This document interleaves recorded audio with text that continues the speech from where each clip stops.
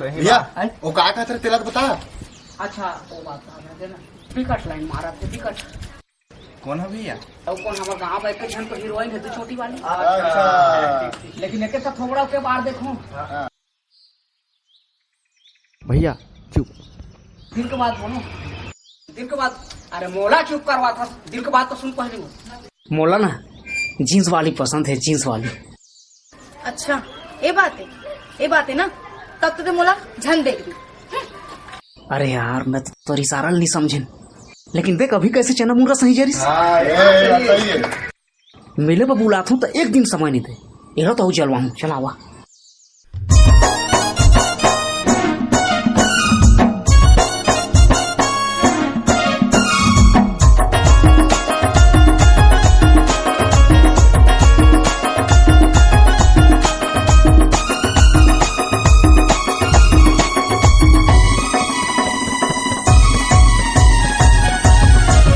मोला जीन्स वाली हवा रे पसंद टुरी जेहा बिंदिया वाली नहीं कहले ले चुरी।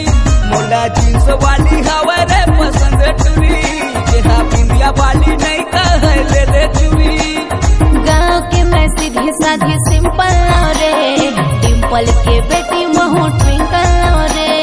गाँव के मैं सीधी साधी सिंपल रे डिम्पल के बेटी महू ट्विंकल रे। तोला साड़ी वाली नहीं है का पसंद टूरा का पहिरो बताना जे मचले छुरा। तोला साड़ी वाली नहीं है का पसंद टूरा रे का पहिरो बताना जे मचले छुरा।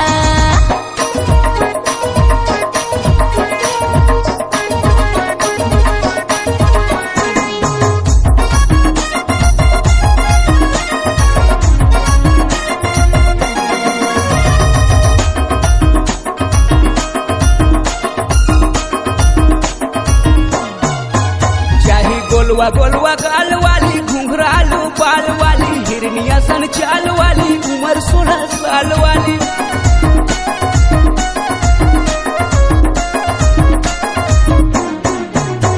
मैं गोलवा गोलवा गाल वाली घुंघरालू बाल वाली हिरनी असल चाल वाली उम्र 16 साल वाली। गाँव के मैं सीधी साधी सिंपल रे डिम्पल के बेटी महू ट्विंकल रे।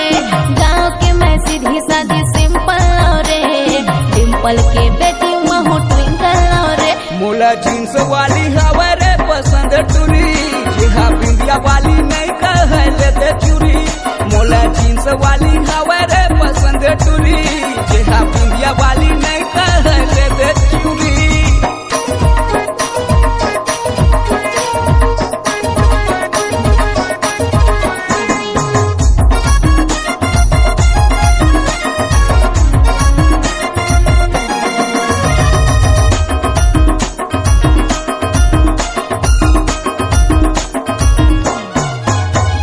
सब चाहे पाना वो मोला करे दीवाना सप्ताह में 7 दिन मिले कर के बहाना।